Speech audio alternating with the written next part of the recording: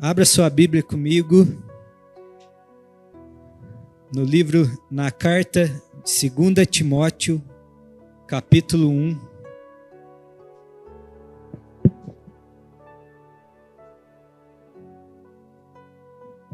Olha aqui. 2 Timóteo, capítulo 1, o versículo 9.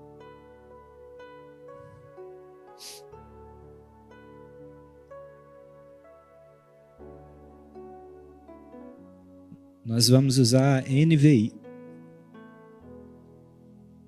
2 Timóteo, capítulo 1, versículo 9 e 10. A palavra de Deus diz assim: Ele nos salvou e nos chamou com uma santa vocação, não por causa das nossas obras, mas por sua própria determinação e graça. Essa graça nos foi dada em Cristo Jesus desde os tempos eternos, sendo agora revelada pela manifestação do nosso Salvador, Cristo Jesus.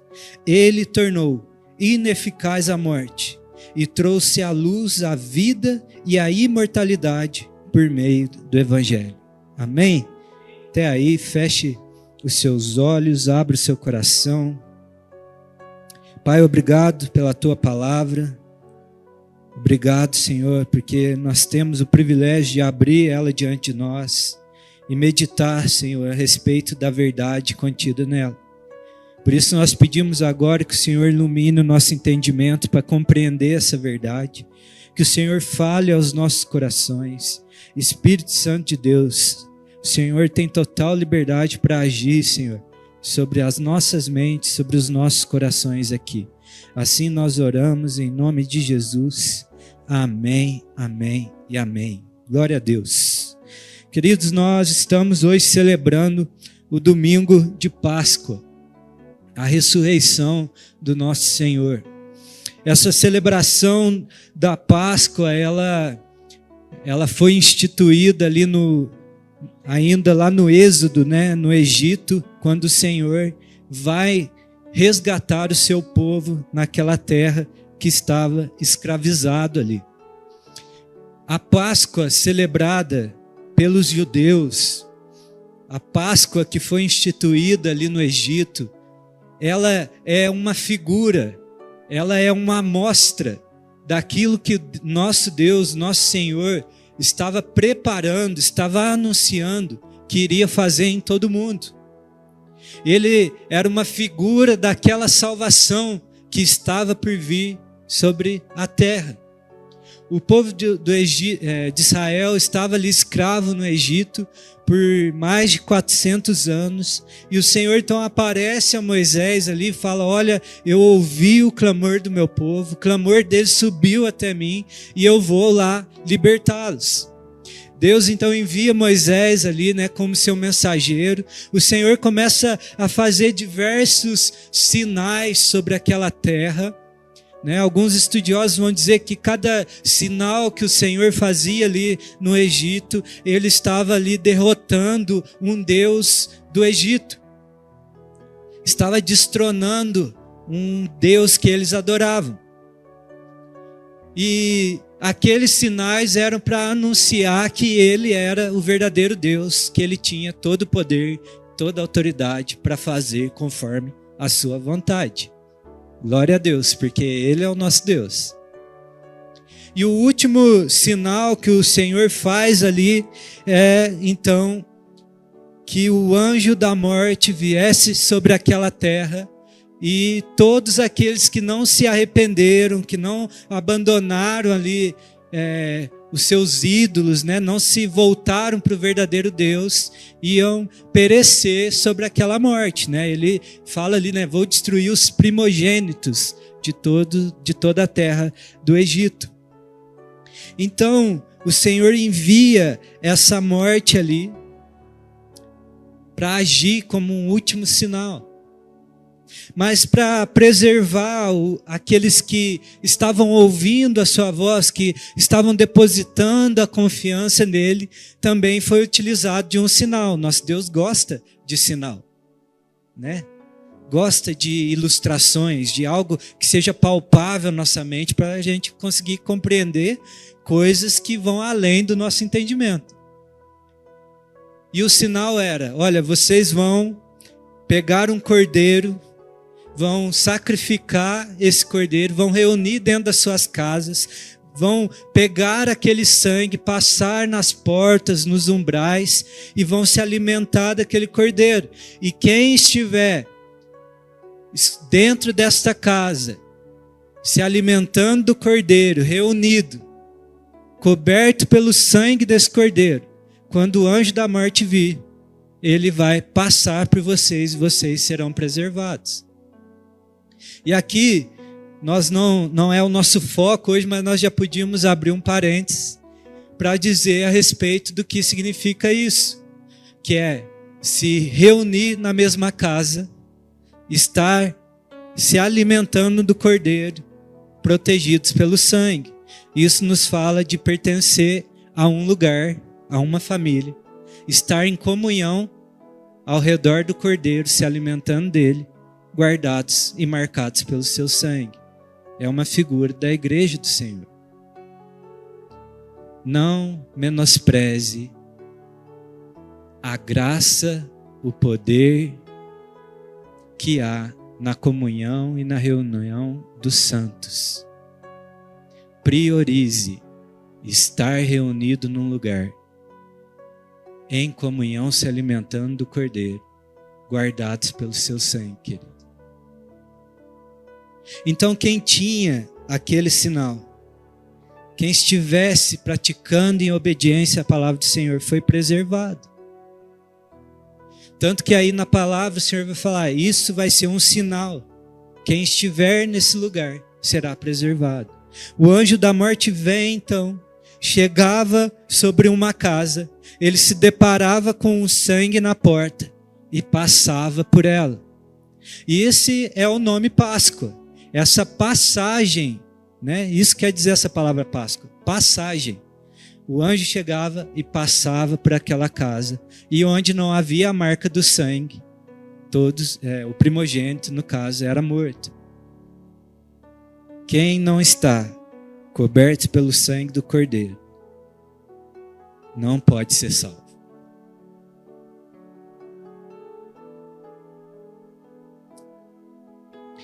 Como eu disse, esse ato ele é uma figura da salvação que o Senhor queria fazer no mundo. Porque se a escravidão para aquele povo já era terrível, muito mais é a escravidão e a prisão que toda a humanidade está quando ela está presa no pecado. O Senhor então ele promete, olha, vai chegar um dia que eu vou enviar um cordeiro perfeito sobre a terra e ele vai remover todo o pecado do mundo. Tanto que um dia um homem chamado João, ele vê um homem de 30 anos vindo caminhando em direção a ele. Ele aponta para aquele homem e diz, eis o Cordeiro de Deus que tira o pecado do mundo. Ele estava apontando para o nosso Senhor. O nosso Senhor, o Senhor Jesus Cristo, ele é o Cordeiro Pascual, o Cordeiro perfeito, que tira não só mais um certo grupo de pessoas de uma terra, mas ele veio libertar todo aquele que crê nele, todo aquele que coloca sua confiança nele, todo aquele que olha para ele e vê que realmente ele é o Cordeiro de Deus que tira o pecado do mundo.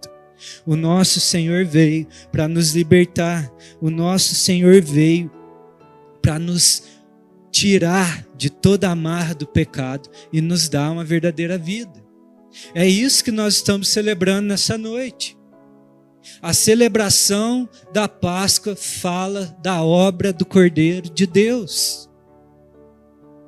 Já não é mais um animalzinho morto que alguns judeus circuncidados se reúnem uma vez por ano para se alimentar dele. Mas o Senhor Jesus diz, todas as vezes que se reunirem em meu nome, façam isso em memória de mim. A ceia, ela vem para celebrar a obra do Cordeiro. Nós, por praticidade, Como igreja, nós decidimos fazer uma vez por mês. Mas todas as vezes que nós nos reunimos em nome do Senhor, nós podemos cear, trazer à memória o que o Cordeiro de Deus fez por nós. E é interessante que é isso que o apóstolo Paulo está fazendo com Timóteo aqui nessa carta que nós lemos. Paulo estava preso, escrevendo uma carta para o seu filho na fé, chamado Timóteo. Timóteo aqui estava pastoreando alguma igreja que provavelmente Paulo havia plantado. E Paulo escreve essa carta para fortalecer a fé de Timóteo e para instruir ele a respeito de certas coisas. E é interessante que a primeira coisa que Paulo vai fazer é falar: Timóteo, vamos nos lembrar da obra do Cordeiro de Deus. Porque a razão de nós estarmos nesse mundo pregando o evangelho, plantando igrejas, discipulando pessoas, é pela obra do Cordeiro. E aí Paulo então vai relembrar o que o Senhor fez por eles e o que o Senhor fez por cada um de nós. E aí eu preciso te lembrar nessa noite que o que fortalece a nossa esperança, a nossa perseverança na fé, os dias que nós queremos muitas vezes desanimar e abandonar a carreira, é nós voltarmos e olharmos para a obra do Cordeiro sobre a nossa vida. É isso que alimenta a nossa esperança, é isso que nos fortalece. Nós não podemos esquecer, queridos, da mensagem da cruz. Por mais que há um dia que nós separamos para celebrar isso, a mensagem da cruz deve estar constantemente nas nossas mentes e nos nossos corações. Essa é a nossa esperança. O autor de Hebreus vai dizer que essa esperança é como uma âncora para a nossa alma. É uma âncora que não nos deixa ser levados pelas tempestades da vida, pelas circunstâncias. É uma âncora que nós podemos sim até dar umas balançadas, mas nós estamos ali firmes, porque nós temos uma viva esperança no nosso coração. Por isso a obra da cruz, ela deve estar viva em nós, no nosso meio. Nós devemos pregar e repregar o evangelho a nós. Porque nós achamos que a partir do momento que cremos, cabe a nós simplesmente anunciarmos isso aos outros. Mas diariamente nós devemos pregar o evangelho a nós mesmos. Lembrar que o Cordeiro de Deus foi imolado por mim e por você naquela cruz. O autor de Hebreus também vai dizer ali em Hebreus 12:2, tendo os olhos fitos em Jesus, autor e consumador da nossa fé, ele, pela alegria que lhe fora proposta, suportou a cruz, ao desprezar a vergonha, e assentou-se à direita do trono de Deus. Pensem bem, olha o que o autor está dizendo, pensem bem, naquele que suportou tal oposição dos pecadores contra si mesmo, para que vocês não se cansem e se desanimem. O que o autor está dizendo? Pensem bem no Senhor, no que Ele suportou, na obra que Ele realizou, para que vocês não se cansem, nem se desanimem. Tenham em mente quem o Senhor é e o que Ele fez por vocês. Por isso, nessa noite, nós vamos lembrar sim o que o Senhor fez por nós. Qual é a obra do Cordeiro nas nossas vidas, assim como Paulo estava lembrando o pastor Timóteo do que o Senhor fez por ele. Essa noite, independente do tempo que você caminha com o Senhor, se caminha ou não, hoje é a noite de nós lembrarmos o que Ele fez por nós. Qual é a mensagem da Páscoa? O que a Páscoa nos traz à memória? Qual é a obra do Cordeiro de Deus? E a primeira coisa que eu vejo Paulo lembrando Timóteo aqui da obra do Cordeiro é que a Páscoa, a celebração da Páscoa nos faz lembrar que a salvação que veio até nós vem pela vontade de Deus, vem pela vontade e graça de Deus. A nossa salvação veio pela vontade de Deus e pela graça e favor de Deus. Olha o que Paulo diz aí no versículo 9. Ele nos salvou e nos chamou com uma santa vocação, não por causa das nossas obras, mas por sua determinação e graça. Essa graça nos foi dada em Cristo Jesus desde os tempos eternos, sendo agora revelada pela manifestação do nosso Senhor Cristo Jesus. A primeira coisa que o Cordeiro fez por nós, ele veio até nós. Não tem ninguém nessa sala que caminha com o Senhor Jesus que encontrou a Deus, mas foi Deus que veio ao seu encontro. Deus tem a iniciativa, querido. É Deus que veio até nós. O Cordeiro veio até mim e você. Foi iniciativa de Deus. Quando nós ainda éramos seus inimigos, quando nós nem pensávamos nele, nós éramos inimigos dele, fazendo tudo que ofendia a sua santidade, ele veio até nós. Ele veio e se entregou por amor a mim e você. O Cordeiro de Deus teve a iniciativa. Foi Deus que se levantou e disse: eu vou até eles. É Deus que diz lá no Éden: Adão, onde você está? É Deus que dá o primeiro passo, querido. Por isso Paulo está dizendo: olha, ele nos salvou, não por causa das nossas obras, mas por sua própria determinação e graça, pela sua vontade, pelo seu arranjo, pelo seu favor. Não é por obras, querido, não tem nada que nós possamos fazer para conquistar o favor de Deus. Não tem nada nessa terra, não há uma vida justa sequer que possa conquistar essa salvação. Não tem ninguém que pode pagar um preço tão alto como esse sangue representa. Deus enviou o seu Cordeiro até nós. A melhor obra que nós pudéssemos realizar fora de Cristo, ainda ela seria má, porque a nossa natureza é má. E aí Isaías, profetizando ali no capítulo 64, no versículo 5, ele vai dizer assim: como então nós seremos salvos? Isaías olha para isso e ele fala: como que eu posso ser salvo? Porque somos como impuro, todos nós. Todos os nossos atos de justiça são como trapo imundo. Não tem nada que nós podemos fazer para conquistar esse favor. Trapo imundo aqui, é imundo mesmo. Paulo vai dizer em Efésios 2:4: todavia Deus, por ser rico em misericórdia, por causa do grande amor com que nos amou, deu-nos a vida com Cristo, quando ainda estávamos mortos nas transgressões. Pela graça sois salvos. Ele nos salvou e nos chamou com uma santa vocação, não por causa das nossas obras, mas por sua própria determinação e graça. E aí, gente?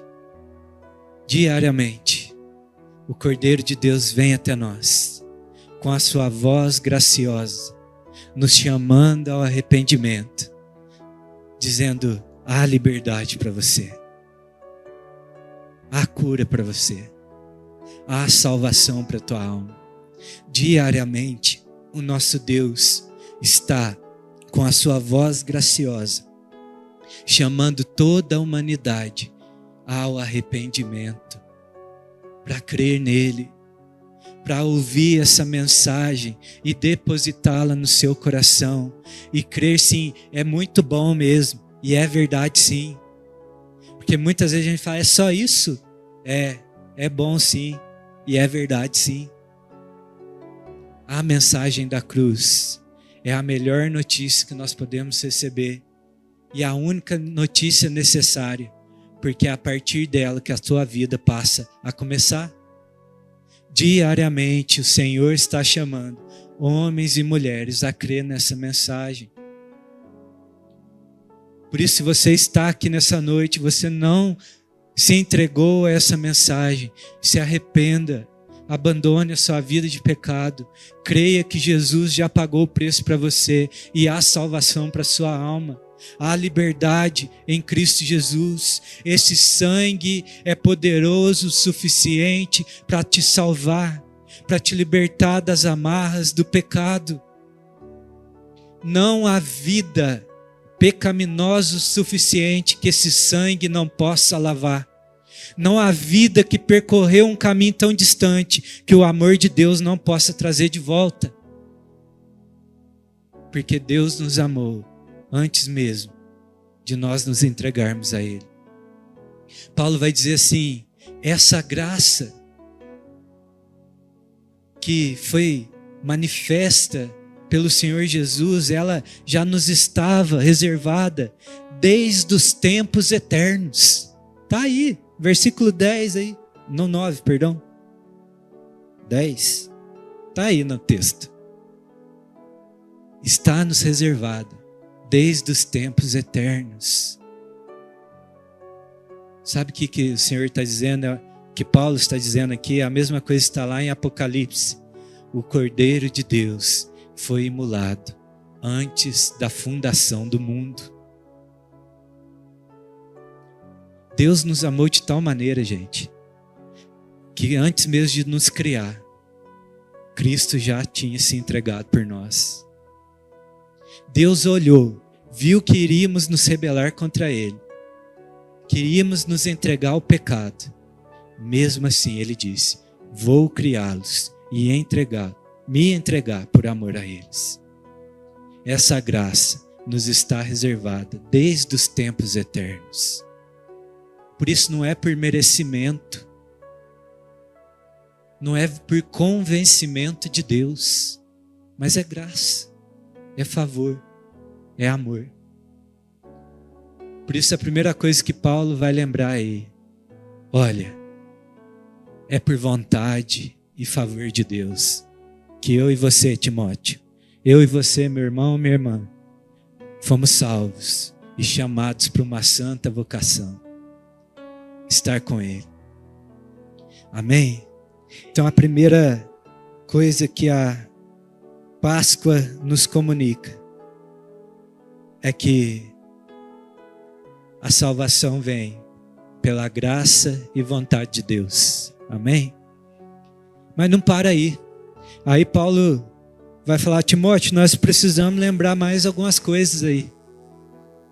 Porque não é simplesmente nós sermos salvos pela vontade de Deus, pela graça de Deus, mas é o que isso significa, Timóteo.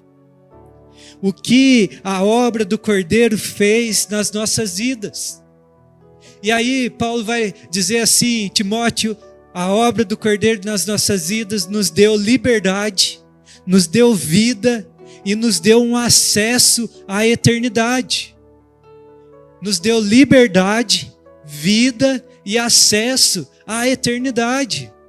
Paulo escreve aí, olha, essa graça, foi manifesta no nosso Salvador, Cristo Jesus. Ele tornou ineficaz a morte e trouxe à luz a vida e a imortalidade por meio do Evangelho. O que Paulo está dizendo aqui, olha, o Senhor veio e Ele nos deu uma liberdade, Ele rompeu com um grilhão que nos aprisionava, chamado morte. Ele acabou com isso. Ele tornou ineficaz a morte. Sabe por quê? Porque Ele veio e pagou o preço pelos nossos pecados. E nós, libertos dos nossos pecados, a morte não pode mais atuar sobre a minha vida e sobre a sua vida. Por isso Ele tornou ineficaz a morte. Ela não tem mais poder, querido. Ele veio para nos libertar. Se verdadeiramente o Filho vos libertar, verdadeiramente vocês vão ser livres. Ele nos libertou da condenação do pecado. Hebreus 2,15 diz assim: libertasse aqueles que durante toda a vida estiveram escravizados pelo medo da morte. Sabe o que é o mais bonito quando nós chegamos num funeral de crente de verdade mesmo? Crente verdadeiro mesmo, que crê nessa mensagem. Não há lamento. Pode haver tristeza, né? Assim, a tristeza da separação momentânea. Mas não há um lamento, não há escândalo. Porque nós cremos na mensagem da cruz. O que esse texto está dizendo, que ele nos libertou daqueles que antes estavam aprisionados pelo medo da morte. Não há mais o que temer. Cristo tornou ineficaz a morte. Mas Paulo não para só aí. Ele vai dizer, olha, ele trouxe à luz a vida. Ele não simplesmente venceu a morte, mas ele inaugurou uma nova vida. Ele nos concedeu vida. Ele mesmo diz em João 10:10, eu vim para que vocês tenham vida e vida em abundância. É uma vida liberta, querido. Uma vida para você viver os propósitos do Senhor, viver para Ele. Não mais preso em medos, pecados, mas agora livre para desfrutar da plenitude de vida nele, a abundância de vida, olhos abertos para conhecer o Senhor e estar com Ele. Ele trouxe à luz a verdadeira vida. A vida tem início quando você entrega a sua vida ao Senhor. Porque Paulo vai dizer, quem foi crucificado com Ele está morto para o pecado, mas agora a vida que tem não vive mais para si mesmo, mas vive para Deus. E sabe o que é viver para Deus? É viver o que Deus te criou para viver. Porque Deus te criou para viver eternamente com Ele, na presença dEle, desfrutando dessa companhia. Ele tornou ineficaz a morte e trouxe à luz a vida.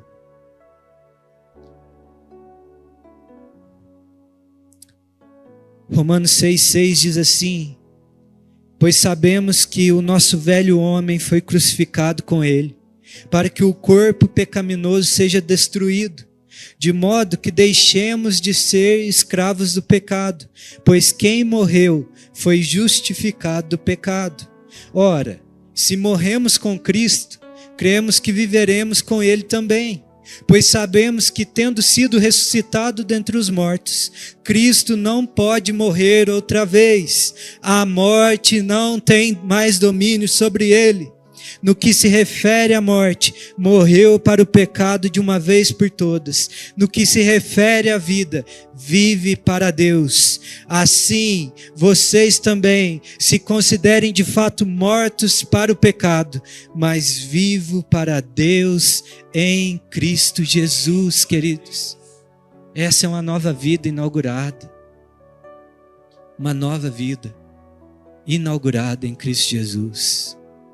Quem está em Cristo, nova criatura é.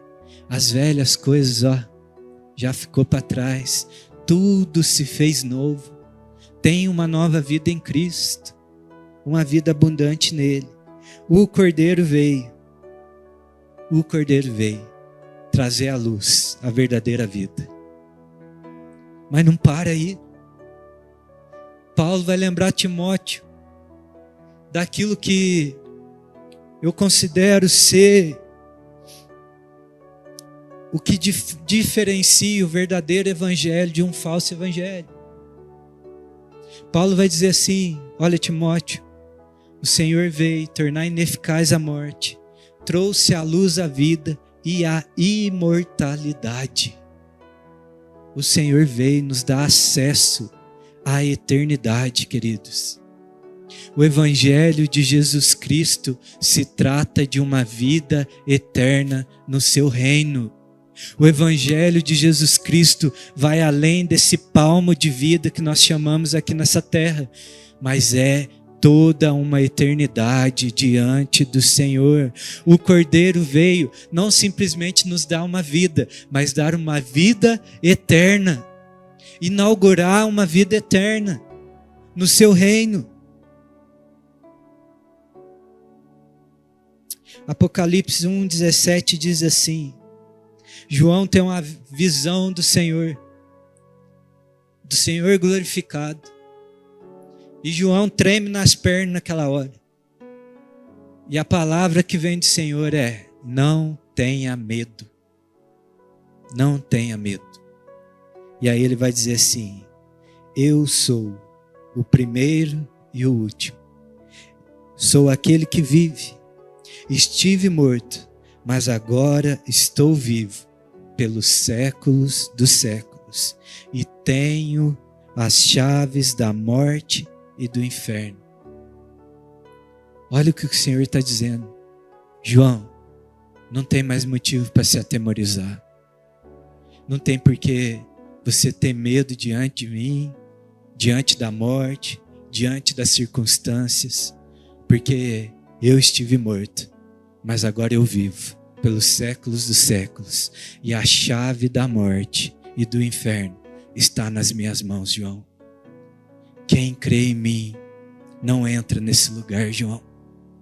Quem crê em mim, João, tem acesso ao meu reino eterno, a um reino de paz, justiça e alegria no Espírito. Ele tornou ineficaz a morte, trouxe à luz a vida e a imortalidade. Jesus veio para te dar acesso à vida eterna. Para de resumir o Evangelho ao que o Senhor pode te fazer nesse presente século. Porque a nossa esperança é de uma era vindoura, é de um reino eterno, queridos. Essa é a mensagem que nós devemos anunciar, e essa é a mensagem que Paulo está dizendo: Timóteo, tenha vivo no seu coração que o Senhor veio para trazer à luz a vida eterna para todo aquele que nele crê, porque o Senhor vai dizer que aquele que crê em mim, ainda que morra, viverá. Eu sou a ressurreição e a vida. Não tem acesso ao reino de Deus sem passar pela fé na morte e ressurreição de Jesus Cristo. Essa é a mensagem completa do Evangelho, queridos. E é aqui, como eu disse, que separa-se o Evangelho, porque o perdão de pecados, uma abundância, a prosperidade, a alegria, todas essas mensagens que o reino carrega são atrativas a todo homem.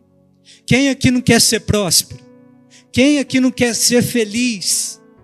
Quem aqui não quer ser perdoado e amado? Isso é atrativo. Mas a mensagem de morte, renúncia de si mesmo e ressurreição para a vida eterna soa como loucura e zombaria.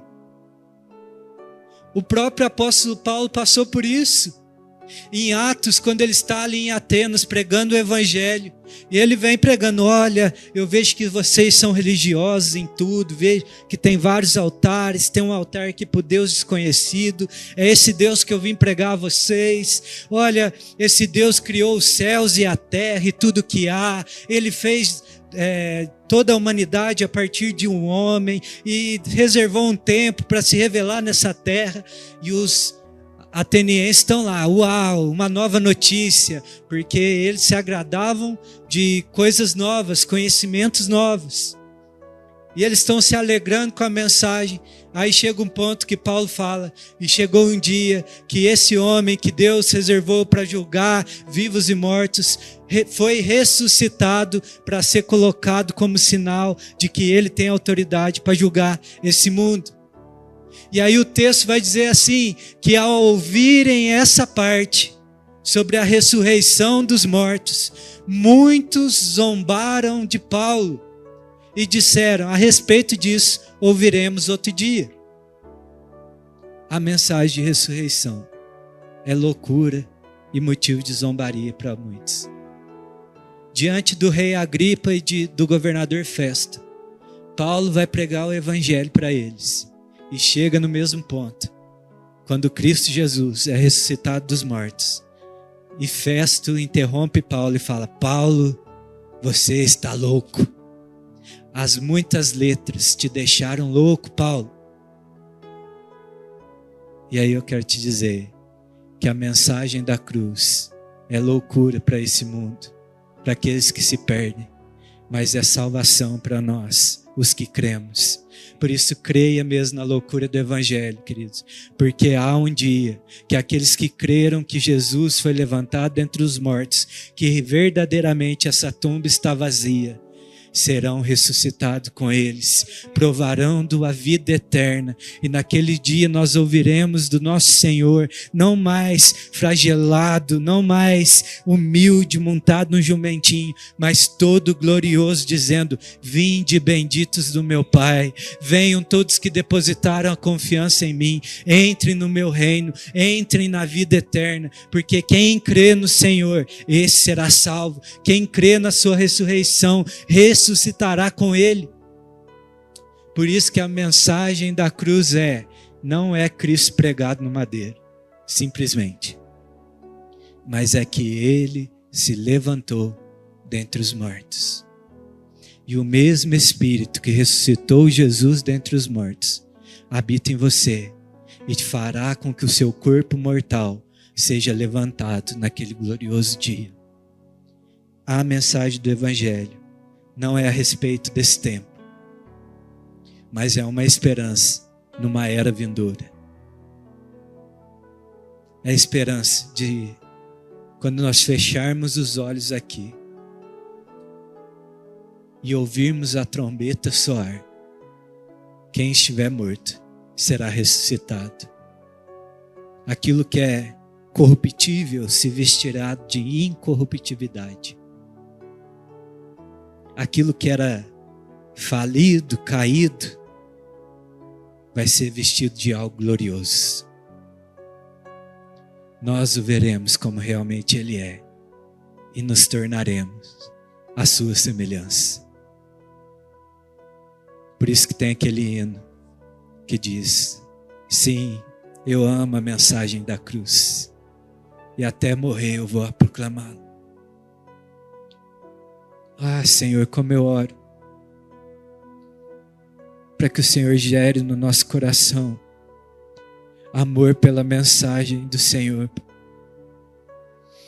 Que no nosso coração não haja mais espaço, Pai, para outros evangelhos, mensagens cortadas ao meio. Mas que o verdadeiro evangelho domine todos os dias a nossa mente e o nosso coração. Senhor, torna vivo nos nossos corações a obra do Cordeiro de Deus,